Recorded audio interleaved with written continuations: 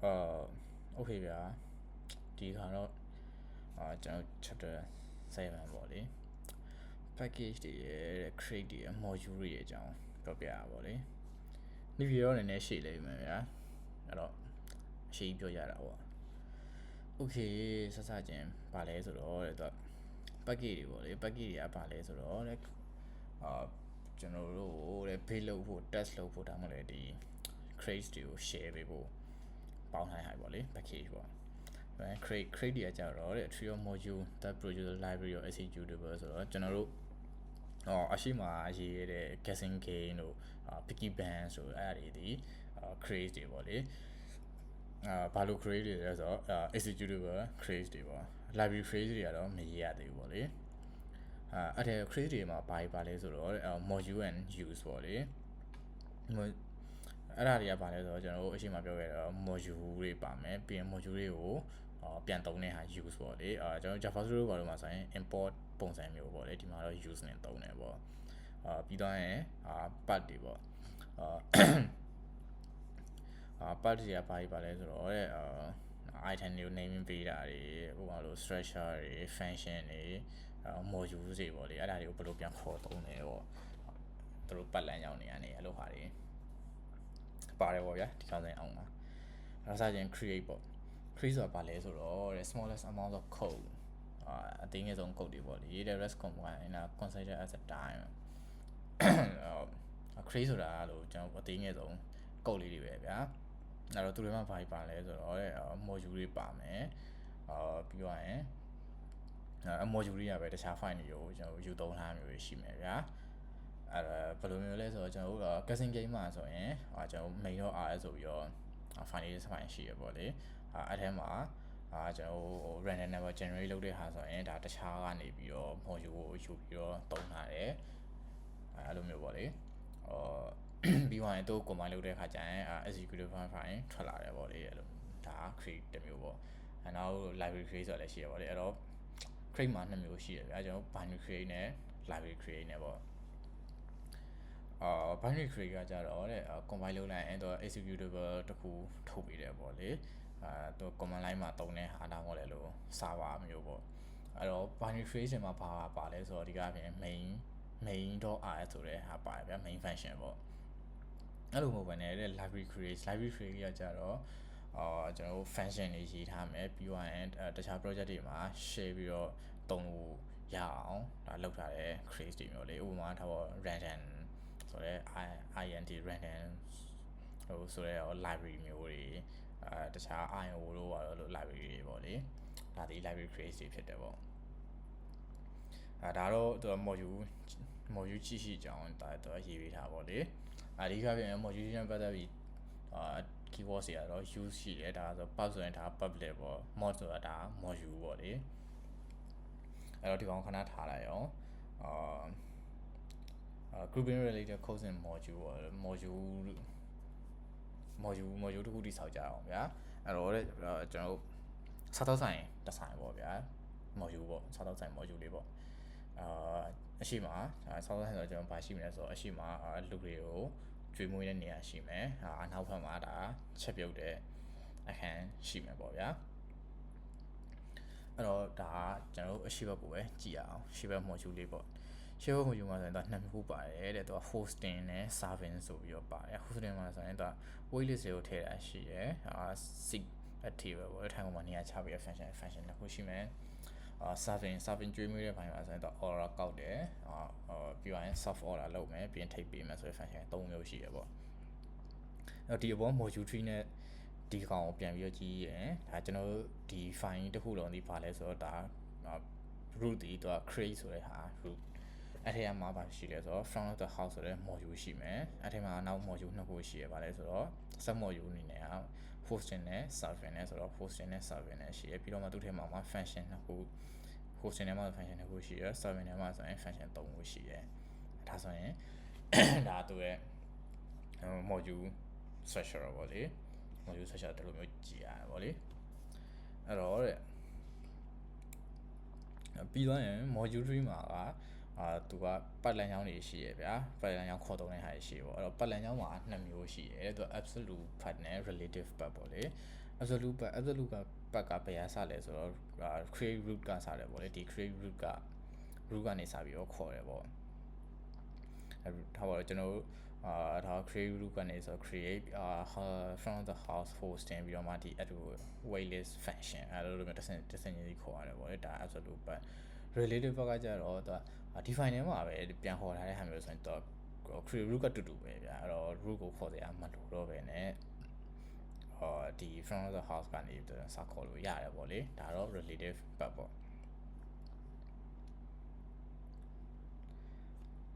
အဲ့တော့ relative ဘက်မှာသုံးတဲ့ဟာဆိုရင်ကျွန်တော်တို့ self တို့ super တို့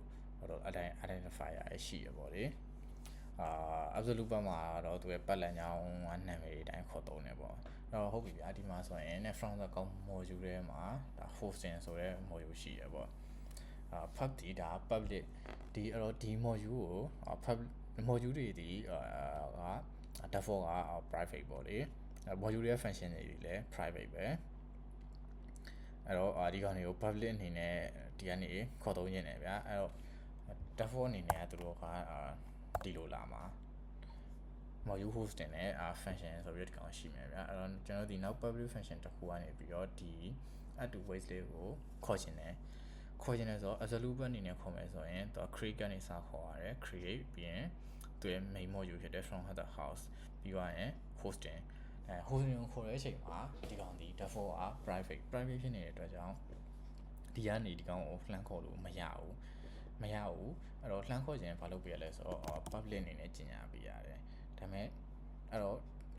ဒီ hosting ဒီခေါ်လို့ရပါပြီအဲ့တော့ hosting ရပါပြီဆိုတော့အနောက်က function add to waitlist function စီပဲလေဒီကောင်ဒီ private ပဲအဲ့တော့ module တွေကကောင်နေ module ဒီမှာ module ကို public ပေးပြီးသွားပြီပဲဒါပေမဲ့ဒီကောင်က still private ဖြစ်နေတော့မယ်အဲ့တော့ဒီ function ကိုထပ်လို့ရင်းနေဆိုရင်ကျွန်တော်ဒီကောင်ကိုပါ public အနေနဲ့ကြီးညာပေးရတယ်မဟုတ်ရင် runtime combine တိုင်းမှာအဲ့ဒါသူပြရတယ်ပေါ့လေကုတ်တွေကတော့ရေးကြည့်လိုက်ပေါ့လေအဲ့တော့ဒါ absolute ဘက်ခေါ်တယ်ပေါ့လေ relative အနေနဲ့ကျတော့ create မလို့တော့ဘူးဗျာဒီ from the house ကနေဆောက်လို့ရတယ်ပြီးရင် hosting နဲ့ define ကိုခေါ်တယ်ဒါတော့ပတ်လည်ကြောင်းနှစ်မျိုးပေါ့လေအဲ့ဒါဟိုမှာ relative ဘက်မှာကျွန်တော်တို့ super keyword နဲ့သုံးလို့ရရှိရဗျာဘယ်လိုမျိုးလဲဆိုတော့ဒီ parent function ပေါ့လေ parent module ပေါ့လေသူကဘယ်ထဲမှာရှိမလဲဆိုတော့ဒီ create ထဲမှာပဲရှိမယ်ဒီ define ထဲမှာ create define ထဲမှာပဲရှိရဟန်လို့ဆိုရင်ကျွန်တော်တို့ဒီ super နဲ့လှမ်းခေါ်လို့ရတယ်အဲ့တော့ back of the house ဆိုရင်သူကအထဲမှာ function နှစ်ခုရှိရဗျာ fix in order function တစ်ခုရှိရ cook order ဆိုတဲ့ function ရှိရအဲ့တော့ဒီကောင်ဒီ same module ဖြစ်တဲ့အတွက်ကြောင့် cook order ကိုခေါ်ရင်เนาะဒီ cook order function တက်ခေါ်လို့ရတယ်ဒါပေမဲ့ဒီအပြင်ကdeliver order function ကိုခေါ်ရင်ကျတော့ super keyword နဲ့ခေါ်ပြလိုက်ရင်ရပြီပေါ့ okay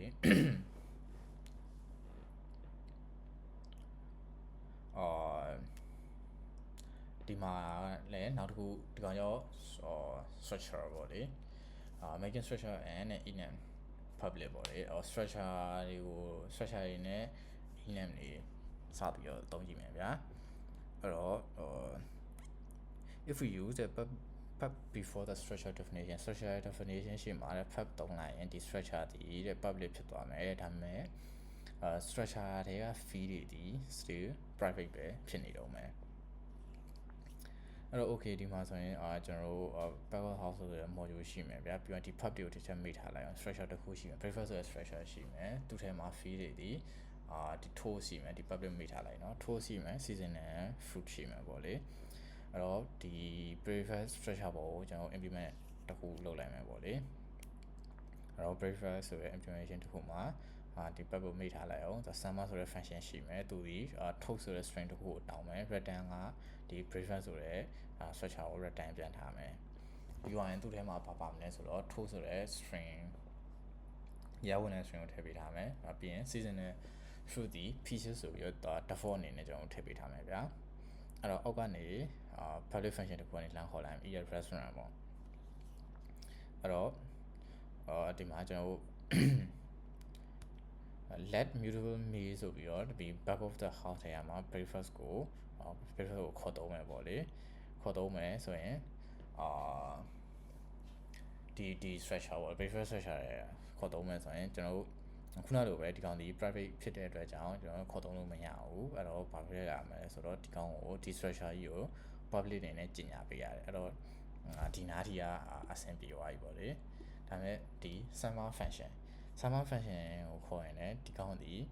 private ဖြစ်နေတယ် private ဖြစ်နေတဲ့ကြောင့်ဒီကောင်ကို public အနေနဲ့ကျွန်တော်ထပ်ပြီးတော့ကြီးညာပေးရမယ်အဲ့တော့မှဒါလို့ခေါ်လို့ရပါမယ်ပေါ့လေ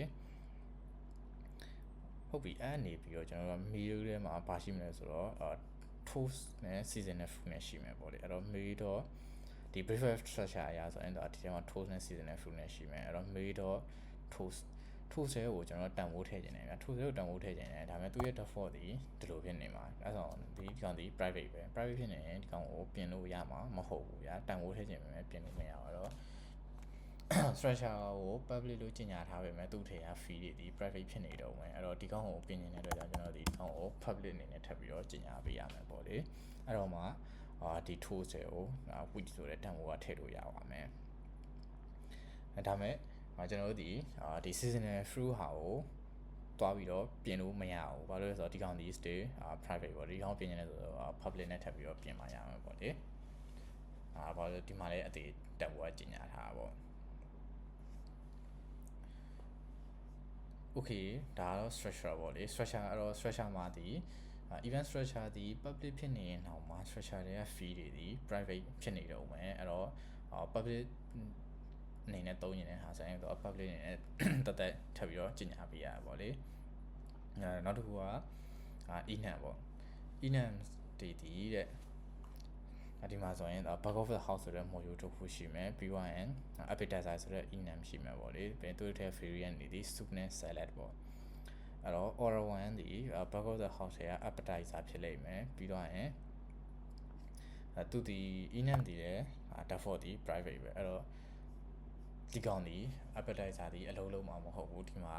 ဘာပြနေမလဲဆိုတော့ဒီကောင်က private ဖြစ်နေတယ်ဆိုပြီးတော့အဲ့ဒါပြနေလိမ့်မယ်ပေါ့လေအဲ့တော့ဒီကောင်ကိုလည်းပဲဒီမှာတုံးရင် public အနေနဲ့ကြီးညာပေးရဒါပေမဲ့ခုန structure နဲ့မတူတာက enum ဒီ public ကြီးညာပေးတဲ့ရုံနဲ့သူ့ထဲက variant တွေဒီဒါ public ဖြစ်သွားတယ်ပေါ့လေ structure ကသူ့ထဲကကျွန်တော်fee တွေဒီ public မဖြစ်သွားဘူးပေါ့လေနှစ်ခုကွာခြားပေါ့အဓိကကွာခြားကြတာဒါနှစ်ခုပေါ့ဒါဆိုရင်တော့ဒါ public နဲ့ပတ်သက်ပြီးတော့ရမယ်လို့ဒီမှာလည်းနောက်တစ်ခုကတော့ဒါ use keyword ပေါ့လေဒါအပေါ်တစ်ပိုင်းနဲ့မဆိုင်တော့ဗျာဒါနောက်တစ်ပိုင်းဖြစ်သွားပြီပေါ့အဲ့တော့ဒီကျွန်တော် module တွေကိုပြန်ပြီးတော့ခေါ်သုံးတဲ့နည်းပေါ့ဗျာခုနလိုကျွန်တော်တို့ဒီ add to waitlist ဆိုတဲ့ function ကိုသုံးနေတယ်ဗျာအဲ့တော့အဲ့ဒီကိုသုံးနေနိုင်မှာ from the house hosting add to waitlist ဆိုပြီးတော့အရှိကြီးခေါ်သုံးမယ်အစား use ဆိုတဲ့ keyword လေးနဲ့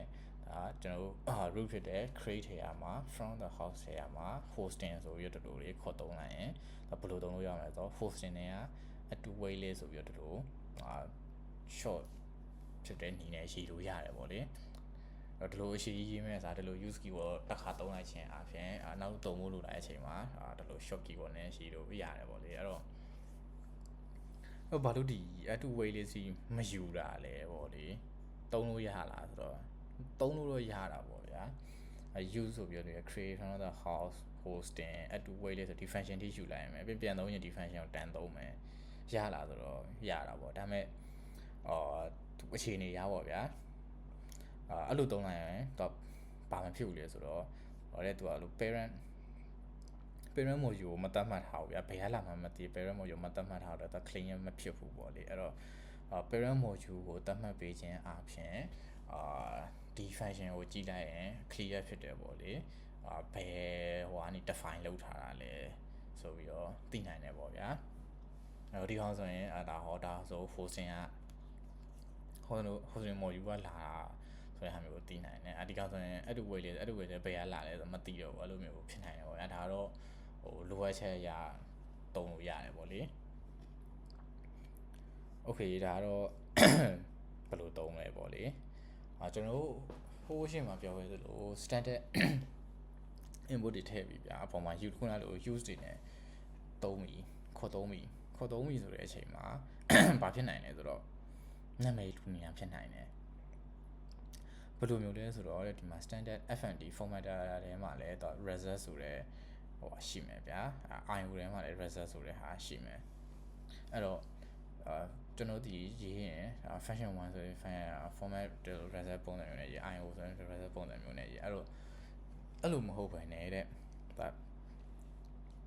ပူရှင်းတဲ့နေပေါ့လေ s ဆိုတဲ့ keyword နဲ့လည်းသုံးလို့ရတယ်ပေါ့လေဘယ်လိုသုံးလို့လဲဆိုတော့ခုနကလို use standard formatter တွေကမှာ result ဒါစီတစ်ခုအဲ့တော့ standard IO result ကိုပဲဒါဒီနောက်ကောင်ဆို